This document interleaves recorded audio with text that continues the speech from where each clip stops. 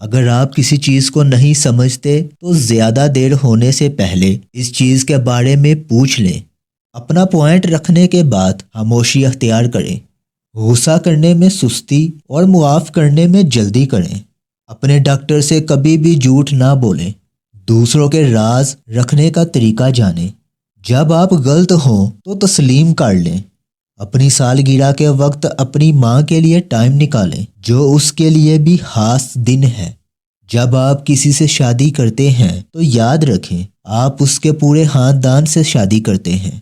یاد رکھیے کہ گھر کا مالک ہونا اور گھر کا ہونا دونوں بالکل مختلف چیزیں ہیں۔ تم وہی ہو جو کرتے ہو، وہ نہیں جو تم کہتے ہو۔ کمرے میں داخل ہونے کے بہت سے راستے ہیں، صرف دروازہ ہی نہیں۔ جسمانی صحت اور ذہنی سکون دونوں یکساں اہم ہیں۔ لوگوں کو ایک بار آزمائیں، بار بار نہیں۔ آپ تبھی بہتر ہوتے ہیں جب آپ کسی ایسے شخص کے خلاف ہوں جو آپ سے بہتر ہو۔ اپنی پسندیدہ چیز حاصل کرنے کے لیے آپ کو کچھ ایسا کرنا ہوگا جو پہلے آپ نے کبھی نہ کیا ہو۔